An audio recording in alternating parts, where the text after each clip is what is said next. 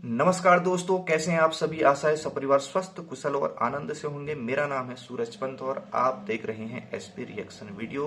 तो दोस्तों, सीरीज चल रही है परमवीर चक्र प्राप्त विभूतियों की और स्टोरी चल रही है दूसरे नंबर पर जिनको परमवीर चक्र प्राप्त था, नायक यदुनाथ सिंह जी के बारे में। और उनके जीवन में जो है उनको जब जो पिछले पार्ट में हमने जाना, कश्मीर के झंगर जो क्षेत्र है रणनीतिक रूप से बहुत महत्वपूर्ण है, वहां उनकी जो पैरासूट ब्रिगेड है 50 पैरासूट ब्रिगेड, उसको वहां पे डिप्लॉय कर दिया गया था। और पाकिस्तानी जो बढ़त थी उसको रोकने के लिए वो कई प्रकार के उनकी ब्रिगेड अभियान चला रही थी। यहां से आगे की कहानी आगे जानते हैं। 1 फरवरी 1948 को दोस्तों क्रूर भारतीय हमले के कारण पाकिस्तानी सेना को अब वहां से पीछे हटना पड़ा, लेकिन वे केवल भारतीय हिस्सों पर फिर से हमला करने और नौशेरा पर नियंत्रण हासिल करने के लिए ही पीछे हटे हुए थे। 6 फरवरी 1948 की बात है। सुबह 6:40 पर पाकिस्तानी सेना ने पिकेट नंबर 2 पर बड़े पैमाने पर जवाबी हमला शुरू कर दिया, जिसमें राजपूत रेजिमेंट के सैनिक शामिल थे और इनकी कमान नायक यदुनाथ सिंह ने संभाली। यह केवल उनके नेतृत्व और साहस के कारण ही था कि सिर्फ 27 लोग संख्यात्मक रूप से मजबूत दुश्मन के आक्रमण को विफल करने में सफल रहे। पहले हमले के अंत तक नायक यदुनाथ सिंह ने 4 सैनिकों को खो दिया था, यानी हमारे 4 सैनिक वीर शहादत को प्राप्त हो चुके थे। और यदुनाथ सिंह सहित शेष साथी भी कुछ न कुछ रूप से वो घायल हुए थे। यदुनाथ सिंह जी का दाहिना हाथ घायल हो गया था, उनका लाइट मशीन गनर भी घायल हो गया था। इसलिए यदुनाथ सिंह दुश्मन पर दबाने वाली आग प्रदान करने के लिए एलएमजी पर कूद गए। अब जिससे उनके लोगों को घायल होने के बावजूद हमला करने के लिए यदुनाथ सिंह जी ने स्वयं आगे रहते हुए प्रेरित किया। उनकी गोलाबारी इतनी विनाशकारी थी कि दुश्मन को एक बार फिर से पीछे हटने पर उन्होंने मजबूर किया। लेकिन जब तक दुश्मन का दूसरा हमला खत्म हुआ, यदुनाथ सिंह कार्रवाई में अपने सभी लोगों को खो चुके थे और अब वो अकेले वहां पर मोर्चा संभाल रहे थे।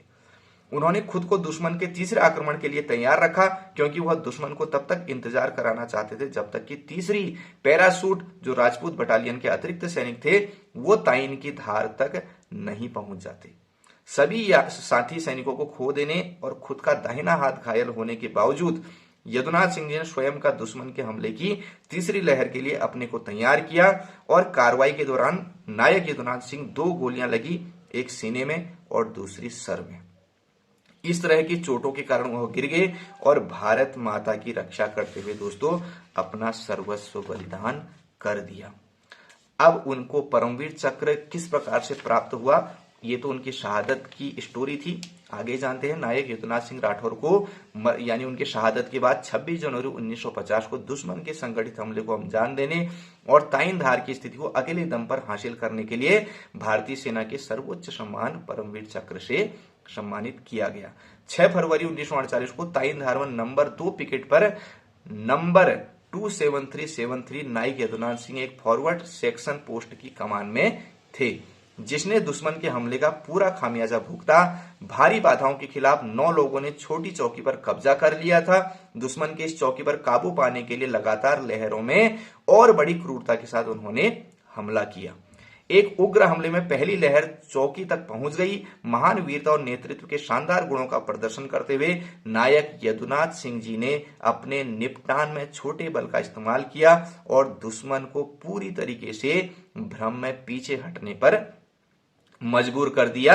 और उनके 4 आदमी घायल हो गए थे, लेकिन यदुनाथ सिंह जी ने फिर से एक और हमले का सामना करने के लिए अपने नेतृत्व में पस्त सेना को पुनर्गठित किया और हमले का सामना करने के लिए अपने नेतृत्व में उन्होंने अपने नेतृत्व गुणों का परिचय वहां पर अपने साथी सैनिकों को दिया। हालांकि उम्मीद से अधिक संख्या में नायक यदुनाथ सिंह ने वीरतापूर्ण नेतृत्व में इस पोस्ट में विरोध किया दुश्मनों का और सभी घायल हो गए। और यदुनाथ सिंह जी दाहिने हाथ घायल होने के परिणाम स्वरूप व्यक्तिगत रूप से कम हाल संभालते रहे। नायक यदुनाथ सिंह घायल हो गए थे, परंतु तीसरी बार युद्ध करने के लिए एक बार फिर से वो उठ खड़े हुए। बड़ी हिम्मत और दृढ़ संकल्प के साथ अपनी स्टेन गन से आगे बढ़ते हुए दुश्मन पर एक हाथ से ही जोरदार हमला किया, जो पूरी तरह से आश्चर्यचकित होकर हड़बड़ाकर दुश्मनों को भागने पर मजबूर कर दिया। नायक यदुनाथ सिंह को इस हमले में गोलियां लगी थी, जैसे कि अभी पहले वीडियो में भी हमने बताया कि एक उनके सीने में लगी थी और एक उनके सर में गोली लगी, जिसके कारण वे शहादत को प्राप्त हुए।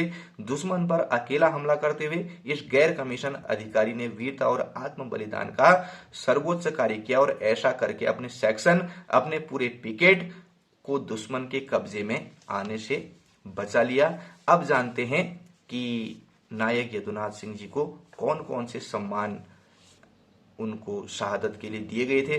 बहादुर सैनिक को सम्मानित करने के लिए भारतीय जहाज निगम ने अपने एक तेल टैंकर का नाम नायक यदुनाथ सिंह राठौर परमवीर चक्र के नाम पर रखा है। सरकार ने उनके जन्म स्थान पर एक खेल स्टेडियम का नाम परमवीर चक्र नायक यदुनाथ सिंह स्पोर्ट्स स्टेडियम रखा।